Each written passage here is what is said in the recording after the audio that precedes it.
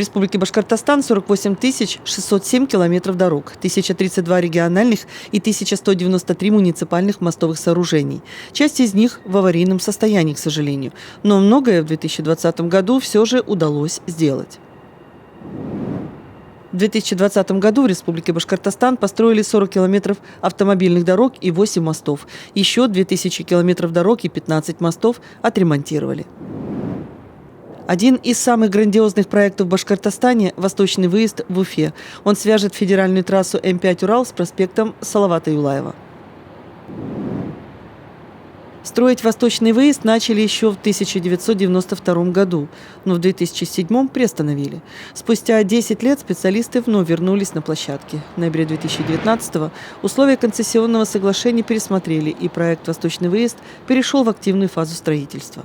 В глобальных планах реконструировать улицу города Галле – это позволит соединить две трассы федерального значения М5 и М7.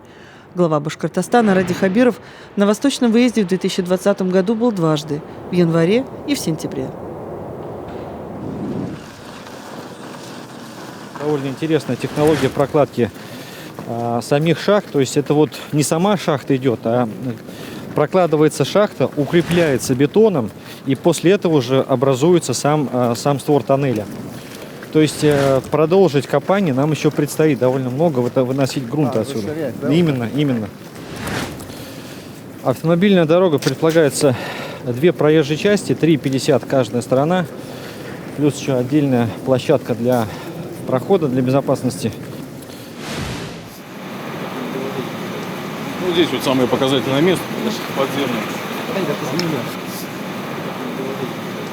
Это сечение крепится навозбетоном. В этих подготовительных выработках сооружаются элементы постоянной обделки. Только после этого вскрывается тоннель на полное сечение. То есть вы по бокам работаете, да? Да, и по центру. Ну, дорогие товарищи, представьте, альтернативный вариант был закопать это. Потратить 1,5 миллиарда, закопать и все. Да, больше там не 1,5. Ну да, 1,5 это мы так, на скидку. Но скорее всего больше, потому что проект нужно было бы делать сколько, потом засыпать. Ну и у кого рука бы поднялась засыпать, я не знаю. Вот мы с 2007 года стояли, вот мы сейчас трогаемся, да? Да. Но до сегодняшнего дня проводились работы по содержанию тоннеля и те работы, которые необходимо было проводить для безаварийного состояния горных выработок.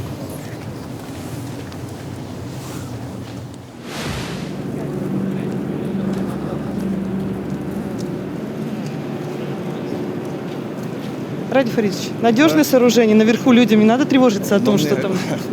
Мне сложно сказать, визуально вроде, да, но специалисты говорят, что работают инженеры, понятно, ответственные люди. И, знаете, такие объекты, они носят особый характер требований по технадзору, поэтому в этой части переживать не нужно. Вот. Я переживаю только, чтобы мы такие амбициозные сроки, представляете, что в конце 2023 года мы должны здесь пустить машины. Сложно в это представить, но попробуем. Это проект совместный же? Это, ну как сказать, это проект, это конституционное соглашение наше, которое... Между Российской Федерацией и Республикой Башкортостан? Между ВТБ, между Внешторгбанком, нами. Вот. И это сложный был период переговоров с ними, я об этом много раз говорил. Но мы пришли к цифрам, которые и банк устраивает, и которые нам теперь приемлемы. Мы вот и будем ждать. Для горожан Уфы люди пока еще не осознают этого. Но вот как эксперты по организации дорожного движения говорят, это очередная копилка в пользу того, чтобы транспорт всем Уфы была комфортной.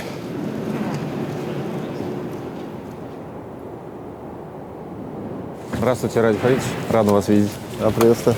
Сегодня уже большой объем работ за то время, что вы не приезжали, выполнен. Вот, соответственно, временные дороги сооружены, и видно работы, которые ведутся сейчас по противооползневым мероприятиям.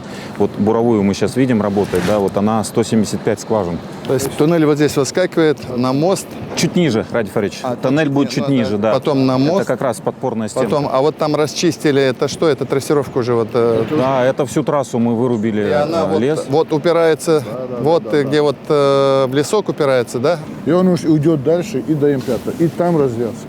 Видите, зачищено все. А эстакада вот как пойдет? До какого места? Она же, наверное, пойдет еще сверху, да? Еще дальше пойдет через... Значит, Радифович, здесь сейчас ведутся работы опытный тампонаж первой и второй опоры. Третья опора моста будет с этой стороны реки. Вот четвертая, мы видим вот железные конструкции, видите, погруженные, да, шпунт. Это там будет четвертая опора. Вот сам мост заканчивается, вот где буровая стоит, сейчас мы вот ее там видим, да, это вот сам всё. мост. Но эстакада уйдет до конца вот дороги, мы наблюдаем даже, да, где Вот я и заканчивается. спрашиваю, то есть она Еще вот такая дальше. 2 километра 600 метров, Владимир Да, Федорович. 2 600. А почему остановились? Там есть водный объект, озеро Долгое. И, соответственно, временный мост сейчас закуплен, и планируем его уже там соорудить. И вот видите, очень большие работы по свайным полям под фундамент опор ведутся. Самый крупный проект в нашем федеральном округе и один из 4 самых крупных в Российской Федерации на сегодняшний день.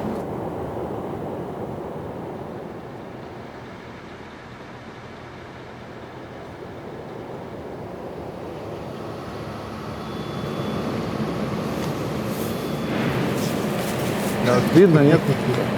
Чуть-чуть раньше бы. Погода была хорошая.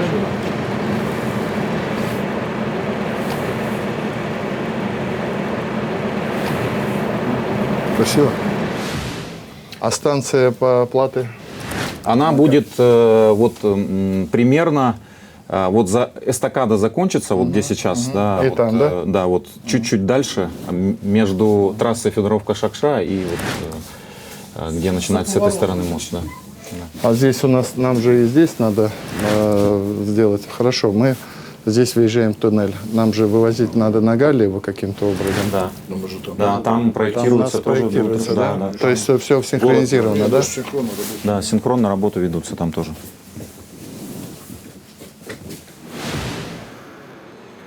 Можно, Радифович? Вот восточный выезд в значительной степени облегчит транспортную инфраструктуру города Уфы. Да, собственно говоря, не только Уфы, это и транзитный поток еще тоже. Очень важный проект. А вот как вы оцениваете, как строят? Ну, вот, восточный выезд, я вот для себя его называю таким многострадальным. Он же начал строиться еще в 90-е годы, и там были такие, ну, скажем, волонтаристские решения. И потом, когда, соответственно, партнером строительства появился ВТБ в качестве нашего такого конституционного соглашения, и у нас было очень много вопросов к этому конституционному соглашению с точки зрения интересов, финансовых интересов республики. И одно из самых главных, что нам удалось сделать, и я очень признателен коллегам с ВТБ, что они услышали нас, мы немножко все-таки подкорректировали параметры соглашения в пользу снижения нагрузки на бюджет республики. Существенно. В значительной степени. Да. И после этого, вот, как бы, это был, скажем так, восточный выезд неким алмазом, а когда мы его почистили, он становится таким бриллиантом, понимаете? Мы убрали то, что нам не нужно, то, что не очень, как бы, мы вытянули бы. А сейчас все. И более того, и федеральное правительство нас слышит, что значительная доля успеха зависит от федеральных грантов, которые должны идти. Они сейчас идут, и видите, масштабная стройка. Все, стройка начинает обретать свои черты. И как мы договорились, к 2023 году надеемся, что это вот восточный выезд, восточные ворота мы откроем.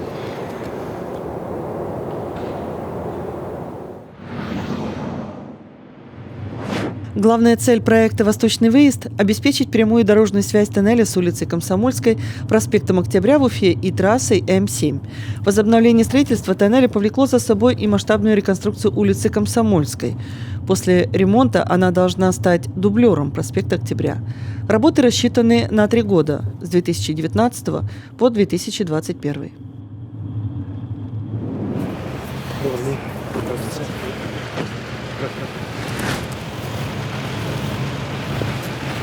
Давайте рассказывать, что мы здесь делаем. Реконструкция улицы Комсомольской, Рафаэль. Общая протяженность 5 километров 8 метров. Разбили мы его на 2 этапа. Это улица 8 марта от Айской до Хади Давлетшиной. Один подрядчик определили Башкиравтодор. Второй уже идет как улица Комсомольская. Генподрядчик компании Дортранстрой. Контракт рассчитан на 3 года. Мы зашли в программу безопасной качества. В этом году зашли, да? В прошлом году, да, начали. Вошли в программу безопасной качественной автомобильной дороги. Значит, ведем реконструкцию. Суть проекта – доведение до норматива 6 полос, наружное освещение, строительство ливневых коллекторов. А было 4, так? Было 4, совершенно верно, и без ливневого коллектора. Ливневку строим, на глубине 8 метров идем, переустраиваем газопровод высокого давления по всей длине. Мы проспект так разгружаем, да, получается? Это вообще идея была дублер проспекта, Ради Фаридович. Ну, по сути, она так и выполняет. Совершенно Да? верно, да. И к чему, почему как бы вот на этом узле обращаем внимание?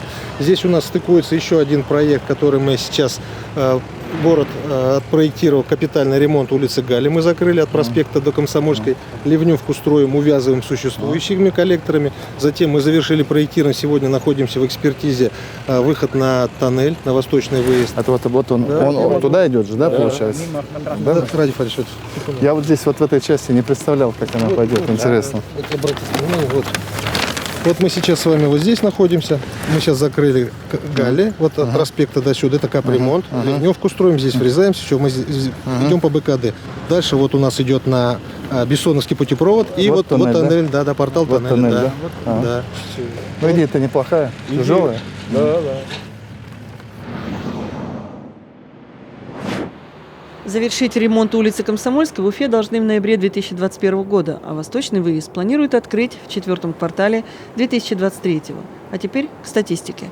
В 2020 году самым загруженным был южный въезд в столицу Башкортостана, Бельский мост и развязка улица Заки-Валиди, проспект Салавата Юлаева.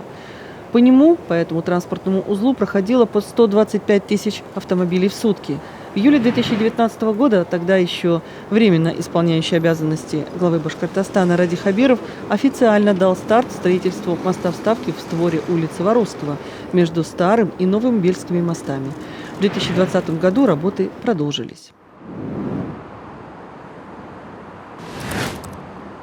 Значит, если говорить общая длина моста 662 метра, значит, 7 опор. Из 7 опор, вот если мы здесь стоим на стороне аэропорта, 1, 2, 3, 4, 5, 6, 7 это на той стороне. Ну, потом оттуда вот зайдем, их оттуда видно будет, потому что мы с опорами практически все вышли. Значит, из 18 тысяч бетона мы уже 16 тысяч положили, 200 буровых столбов, 30-метровой глубины, 1,5-метровый диаметр. Все это забетонировано. Значит, и поэтому с металлом мы начнем, на следующей неделе начнем здесь собирать металл. Значит, 1500 тонн, я уже говорил. И будем в 3-м квартале двигаться туда с металлом. Мы здесь собираем и двигаем его. В чем сложность? Что с одной точки стоянки. Потому что мы те мосты, все большие внеклассные мосты, мы с двух сторон и в середине стыковали. И вот этот вот мост тоже так же делали.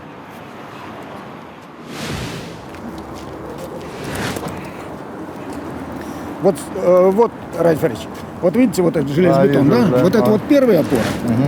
Вот это все стапель, это временное все, это для сборки моста.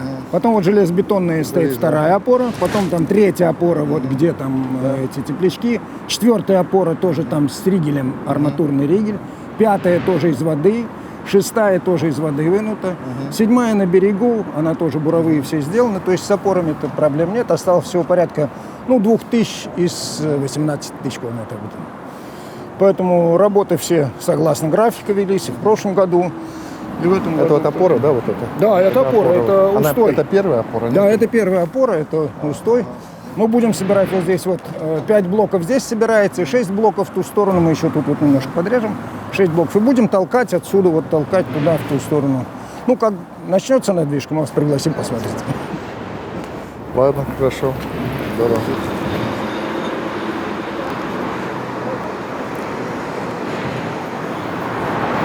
Вот домкраты, которым мы двигаем. Команду давай, сейчас посмотрим, как они. Вот они уже пошли. Но оттуда немножко неудобно. Это, значит, 300-тонные домкраты с одной стороны и с другой. Челюстью зажимают пояс и идет надвижка. Вот мы сейчас... А что? Ждем вашу команду на стартовой. Ну что, а как сказать? Ну, команду. Кому? Давай, Саш. Мы 1500 тонн эти вывешиваем сначала, потом, значит, опускаем на специальные есть такие рочи, опорные части, по которым двигается. Значит, подкладываем, чтобы снять силы трения. И вот сейчас вот эта вот конструкция, Это ванбек, это как бы, так сказать, лыжа для надвижки моста. Уже едем, Ради Фаридович. Да. А двигается? Нет, Мы уже двигаемся. Все двигается. Вот смотрите, разметку сделали специально, чтобы можно было по ребрам, по меловым следить. Уже движение. Идет, Ради Фаридович, видно? Да, вот отсюда штук видно. Вон прямо видно, вон открываться начал, видите? Там. ага, вот мы 10 сантиметров прошли, да? Да, уже весь пошел. Вон до нас. Толкает. Вот мы в моменте стоим, двигаемся, да? Да, мы едем. Выход 2,35. 2 метра 35 сантиметров. Вот видите, он двигается. И вот он 2,35 сантиметров двигается, потом шток убирается, челюсти размыкаются, шток убирается и дальше. Да. Мы сейчас будем ехать 32 метра. Потом будет перерыв, мы подстыковываем еще там 3 блока, где-то 300-400 тонн. Ну, это технологический такой перерыв. И где-то 25 сентября еще 40 метров двигаемся. Ребята, осторожнее здесь, ладно?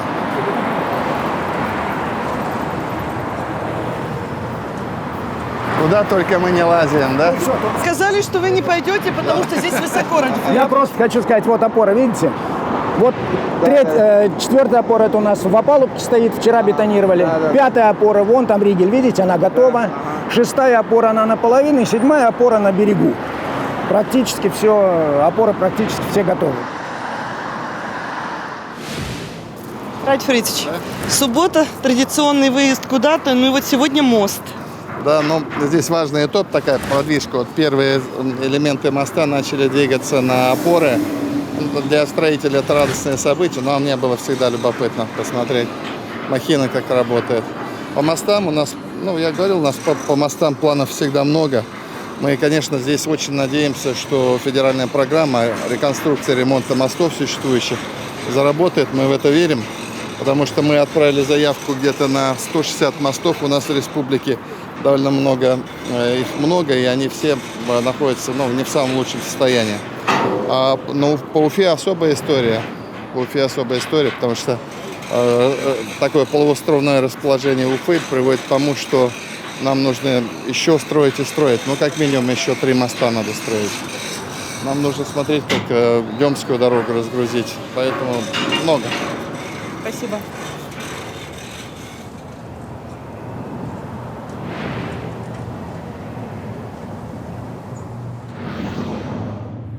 По территории Республики Башкортостан протекает 13 тысяч рек и установлено 1032 моста протяженностью 41 696 погонных метров. 5 из них находятся в селе Тимясово в Баймакском районе. Расположены они на реке Сакмаре. Один из мостов отремонтировали в 2018 году, но чуть позже выявили дефекты и нарушения строительных норм. На этом объекте глава Башкортостана Ради Хабиров побывал в сентябре 2020 года в рамках рабочей поездки по Баймакскому району.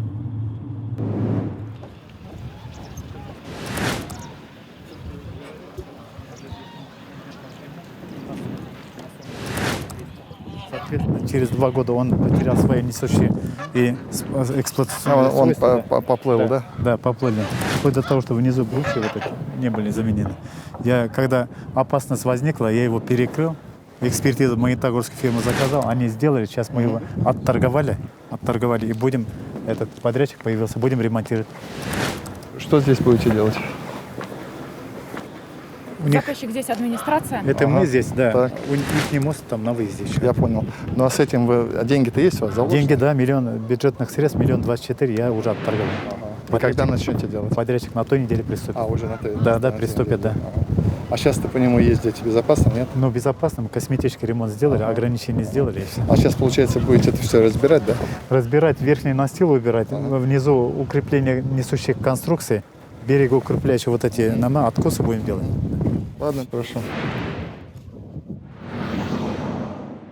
Дорожный фонд Республики Башкортостан в 2020 году составил 26,2 миллиарда рублей. Четвертую часть из них удалось привлечь из федерального бюджета. Для безопасности на дорогах республики установили 471 камеру фото-видеофиксации нарушений правил дорожного движения и 20 тысяч дорожных знаков. Большая работа проводилась и проводится по ремонту и строительству дорог.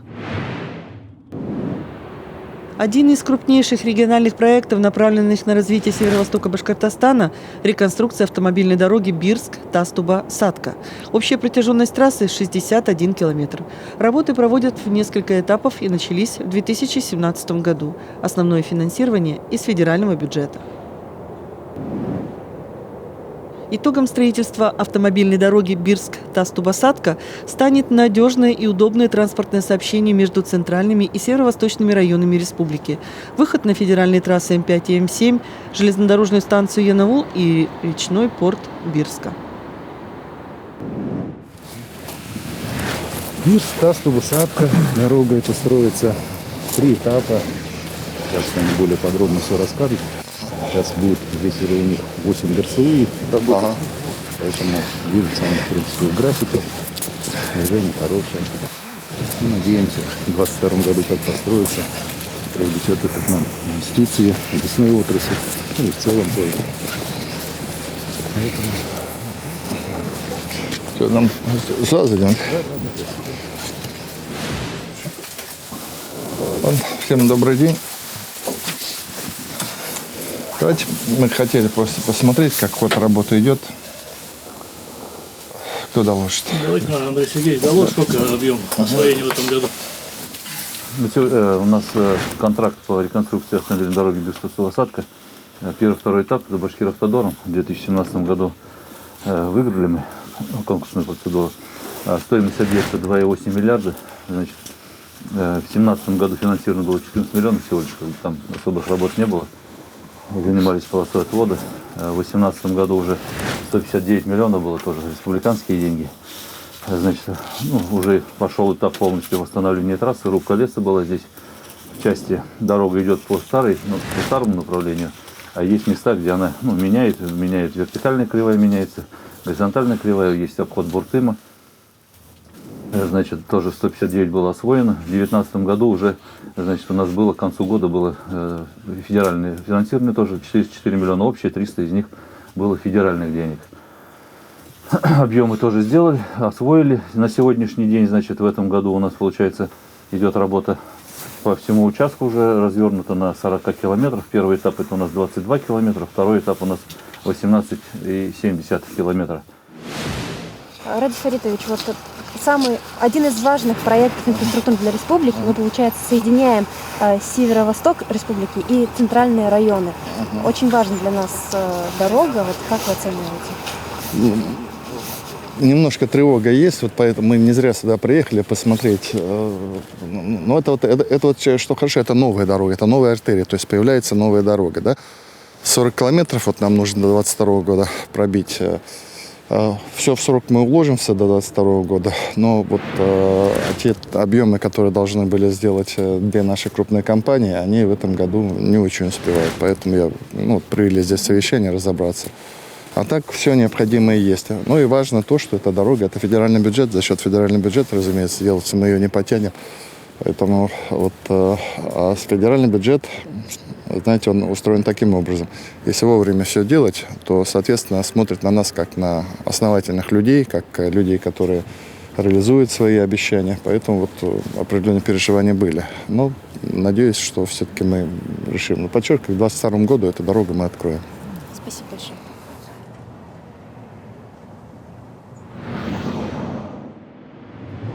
Трассу Бирск-Тастуба-Сатка должны сдать в 2022 году. А вот участок федеральной автодороги М5 «Урал» уже запустили. Отрезок в 11 километров, а это часть пути из Москвы в Уфу, реконструировали в рамках комплексного плана модернизации и расширения магистральной инфраструктуры России. Это позволило увеличить скорость движения и избавиться от заторов и пробок. 15 октября 2020 года в Буздякском районе глава Башкортостана Ради Хабиров открыл движение по этому отремонтированному участку федеральной автодороги М5 «Урал». Ну что, Раид Фаридович, хотели доложить вам коротко об этом участке. Значит, Раид Фаридович, сегодня мы хотим открыть 11 километров федеральной трассы М5. Значит, трасса из двухполосной превратится в шестиполосную, в дорогу первой категории. По Башкирии, как вы знаете, 307 километров М5 проходит. Значительная часть еще остается двухполосным. И с учетом того, что трасса все-таки крайне загружена, одна из самых загруженных трасс в Российской Федерации, 50 тысяч машин в сутки по ней проходит. Поэтому позволит немножко, как говорится, развязать эту ситуацию с загруженностью. Сейчас, кроме этого участка, еще 6 участков на М5 у нас находятся в реконструкции, которые мы введем в течение 3 лет. Поэтому этот участок тоже мы 8 лет на нем работали. И сейчас, как говорится, вот эти 11 километров вводим. Поедем посмотрим? Да, поедем посмотрим, покажем.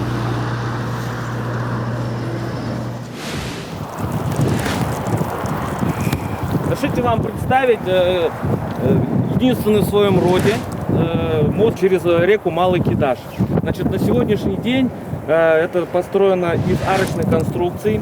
Значит, это русло реки у нас получается. Это у нас проход для сельхозтехники. Это так называемый скотопрогон. Значит, это диаметр 8 метров. Это диаметр 5 метров. Общая протяженность порядка 100 метров. Вот, Раид Фаридович, как раз вот комбайн прошел. Сейчас вот посмотрите, вот хотели показать. Вот он полностью обеспечит возможность, чтобы под федеральной трассой спокойно ездила и обеспечила связь с той стороны, с этой стороной, как говорится, и никакого дискомфорта, чтобы население не испытывало. Хорошо. Так что все. Спасибо. Поедем дальше.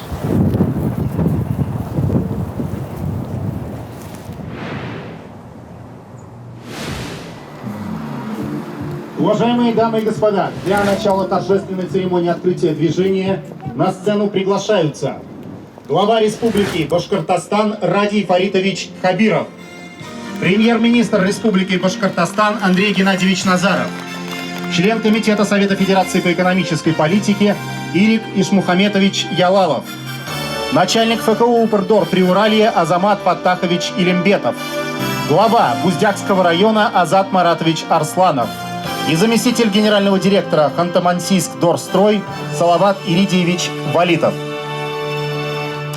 И мы начинаем торжественную церемонию открытия движения на объекте реконструкции автомобильной дороги М5 «Урал».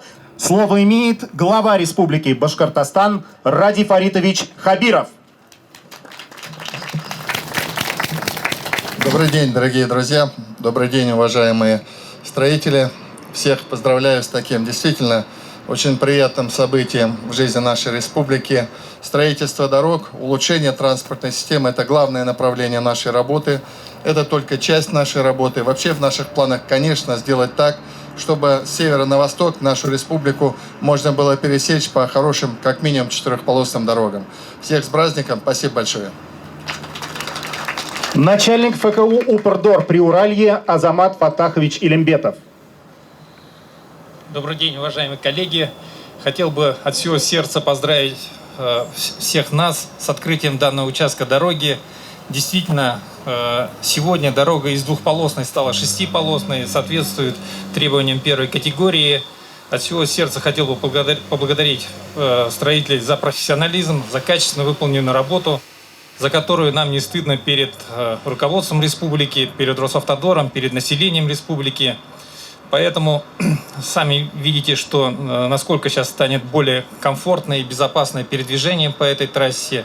Вообще, в целом, в планах у нас постепенно в ближайшем десятилетии, привести всю трассу М5 в такое состояние для того, чтобы обеспечить действительно комфортное и безопасное передвижение по территории республики. Еще раз огромная благодарность всем строителям. Спасибо огромное. Всех поздравляю. Заместитель генерального директора Ханты-Мансийск Дорстрой Салават Иридиевич Валитов. Добрый день, коллеги. Я буду краток. Большое всем спасибо за труд. Поздравляю всех с наступающим профессиональным праздником, Днем работника дорожного хозяйства. Всем спасибо. Ну что же, уважаемые господа, я приглашаю вас на долгожданное открытие участка дороги.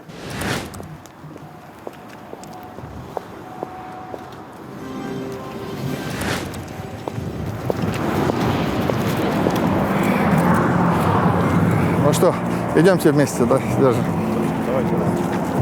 3-4.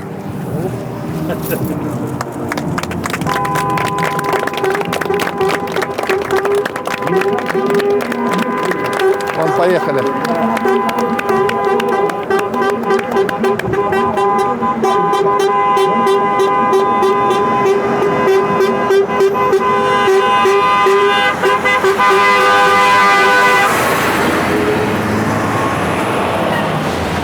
Мы сегодня открыли вот новую дорогу, потихоньку приводим дороги Башкортостана в порядок.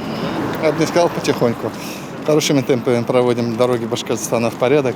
Конечно, нужно больше, это огромные объемы. Мы планируем еще... Нам вообще нужно вот примерно одинаковое количество нам осталось.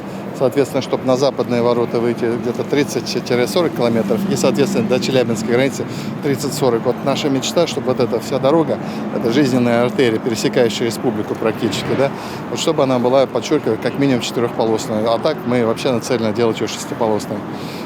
Планы есть, финансирование на следующий год тоже есть, понимание есть. В следующем году сдадим еще 4 километра. Так потихонечку, ну, получается, будем идти.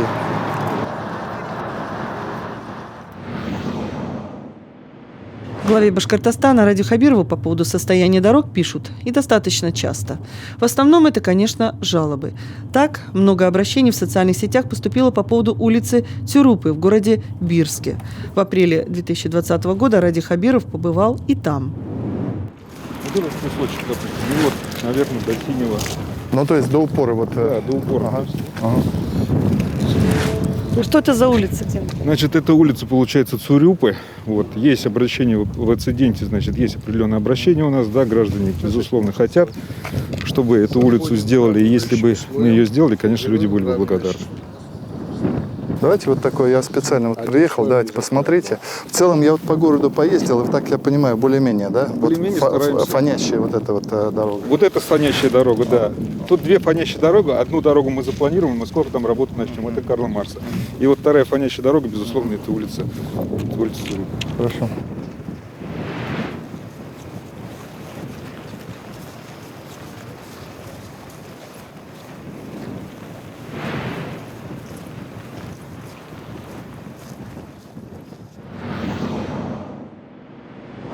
Отдельная история бездорожья в сельских районах. В 2020 году муниципалитеты Башкортостана впервые получили из бюджета региона по 10 миллионов рублей для отсыпки дорог щебнем.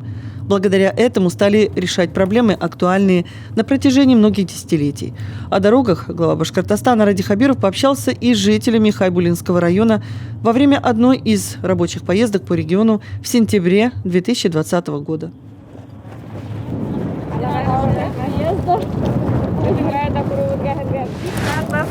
Бізге исбак келеге солай. Мына бұл микрорайонда яшаған халықтың бізге тәусиратта зор рахмат айтамыз бізге келгеніңіз үшін. Банда қол бар ма? Қалай? Газ бар ма? Газ өте. Жолдар түзеле слайд. Әйе. Жайлап қана ашықмайды. Әйе. Мына биылғы жылда яңы тип, һәммәдә яңы тип келебене шатық балалар бақсағанала асфальт hodылды. Уже асфальт? Әйе. За счет акциза сделал небольшой участок. Вот сейчас говорил уже. Соңғы жылдарда ата-әселер шул туралы бик күп һүз күтәрә торганнар. Менә быел асфальт буйлап йөреп хатта кыланыслы хәл бедеңез.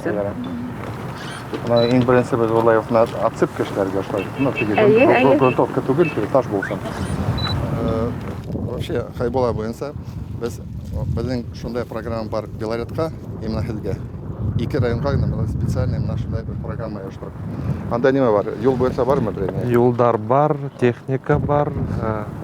У нас вот по Хайбулам вот дороги, потому что мы по Баймаку мы сейчас вот тоже начали заниматься дорогой. Она меня Олег Ильин скрип нашли.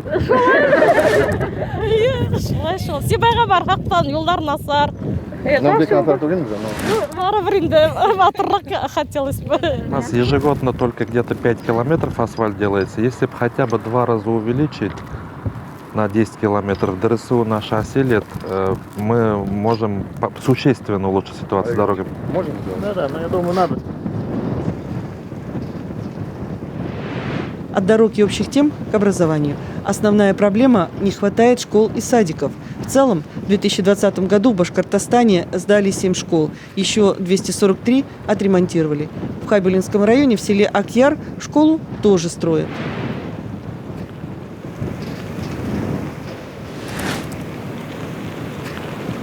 Эта школа на сколько ростов? 550. Расскажи, с интернатом. Интернат 140. Вот на этой картинке покажу, чтобы проще было. Вот это отдельная секция, соединенная теплым переходом. Это интернат. Здесь актовый зал, столовая. Это вот огромная секция спортзал. Это учебные классы. Андрей Геннадьевич, смотрите, у нас там по плану 10 полилингвальных школ сделать. Может быть, в вашей школе статус дадим? Очень будет хорошо. С Министерством образования тему разговаривать начали. Если вы поддержите, было бы идеально. Полилингвальная школа, то есть, понятно, углубленный башкирский, углубленный английский язык. И вообще в целом, очень высокий статус. Поэтому давайте мы сделаем так. Представить предложение соответственно, по проработке вопроса о придании статуса полилингвальной гимназии вот этой школе.